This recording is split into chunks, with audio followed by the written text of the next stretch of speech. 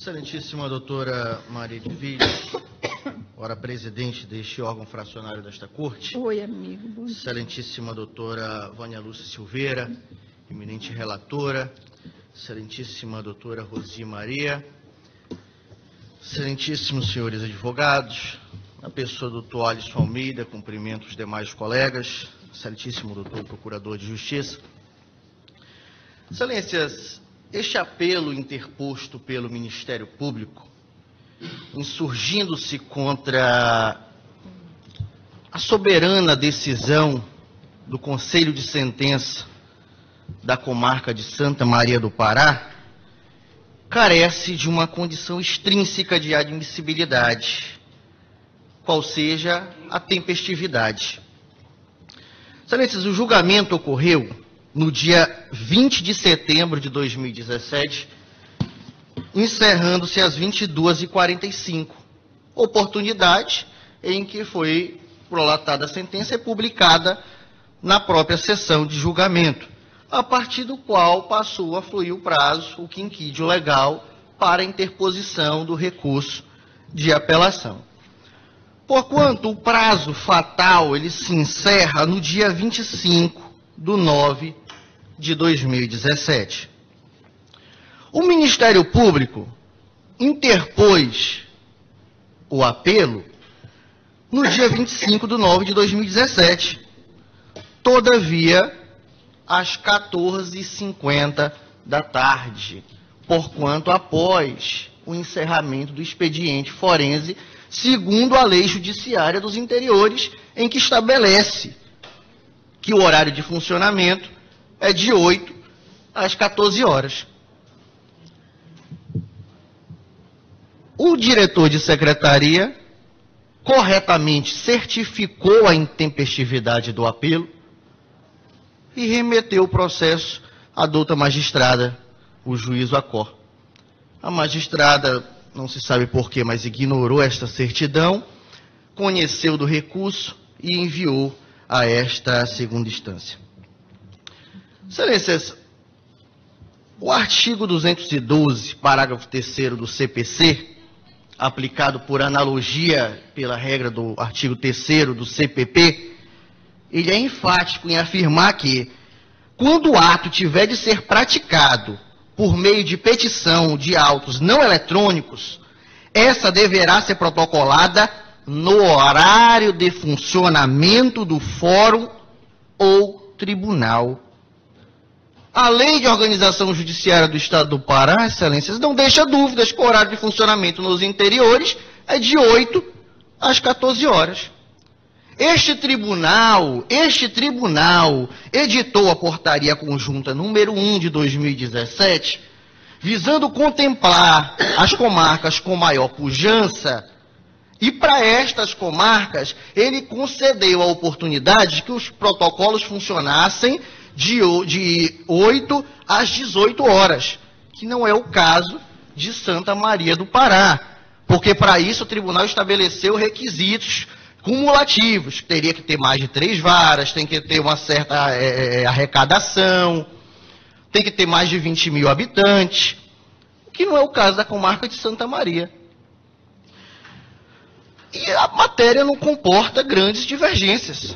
O próprio Superior Tribunal de Justiça, desembargadora Maria de Vilhers, por meio da sua primeira turma e por meio da terceira turma, e a ministra Nancy Andrighi, no agravo regimental, em recurso especial, ela assentou que não cabe o protocolo no último dia do prazo recursal, ainda que em regime de plantão. Encerrado o horário, ainda que em regime de plantão, não pode ser feito. Olha, a partir dali está precluso. Processo penal, ele estabelece regras para o jogo, regras limpas para o jogo. Um gol feito aos 45 e 3 minutos e 30 segundos do segundo tempo, ele é inválido. Não é porque 30 segundos é irrelevante, mas são as regras dos jogos a que as partes se submetem. Irá este tribunal relativizar? Sobretudo diante da expressa previsão legal, do fardo material jurisprudencial, consubstanciado em decisões do Superior Tribunal de Justiça.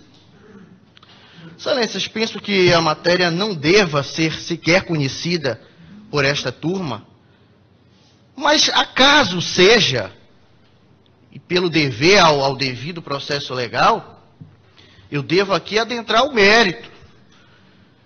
E no mérito, excelências, essa turma e este tribunal já firmou o entendimento de que, havendo duas versões, e o Conselho de Sentença optando por uma delas, havendo nos autos elementos mínimos que corroborem aquela versão, não há que cassar a soberana decisão do Tribunal do Júri. Nós temos que respeitar as regras do jogo, volto a reprisar. Não podemos aceitar um segundo, terceiro, quarto tempo. Quer dizer que se o Ministério Público não conseguiu lograr a condenação, não conseguiu lograr o êxito na sua acusação em uma primeira tentativa, ele se socorre a este tribunal, o tribunal manda retornar novamente. Ora, excelências, todos já sabem o calvário que é uma pessoa responder uma acusação penal. Agora imagine ser submetida uma segunda vez perante um tribunal do júri, de uma comarca, de um interior, submetida à própria sorte. E um tribunal do júri, conforme Vossas Excelências podem ver pelos quesitos, que absolveu a unanimidade. Foi uma votação à unanimidade. As testemunhas que lá foram ouvidas, a própria mãe da vítima diz que não consegue reconhecer o senhor Manassés como mandante porque não vê motivos pelos quais ele faria isso. Isso ela disse em plenário, está registrado o depoimento dela. Os policiais militares que lá foram ouvidos, 3 policiais militares, cada um apresentou uma versão diferente dos fatos. Um deles sustentou uma troca de tiros, um outro sustentou que teria presenciado uma confissão, um outro sustentou que não teria visto nada disso. E os 3 estavam juntos.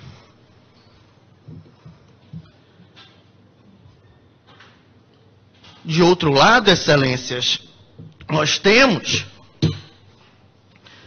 a testemunha ocular, Andressa Lameira, que ouvida em juízo, ouvida em inquérito e ouvida em sessão plenária, afirmou peremptoriamente que não reconhece os supostos executores como autores do crime.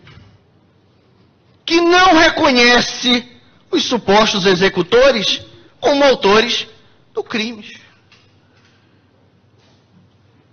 Toda acusação se arrima no interrogatório policial. E durante a instrução isso não restou comprovado. Tanto é que o Tribunal do Júri, soberanamente, após exaustivas horas de instrução e debate, entendeu por absolver o mandante, o acusado de ser o mandante, o senhor Manassés, absolveu o acusado de ser o executor, o senhor Fernando, e absolveu a acusada de ser a partícipe, a senhora Deusilene.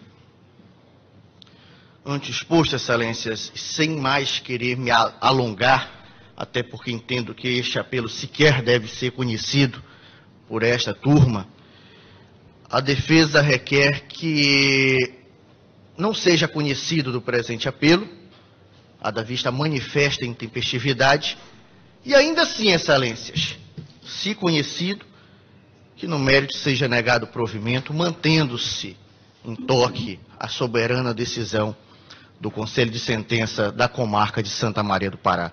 São os termos, excelências. Obrigado.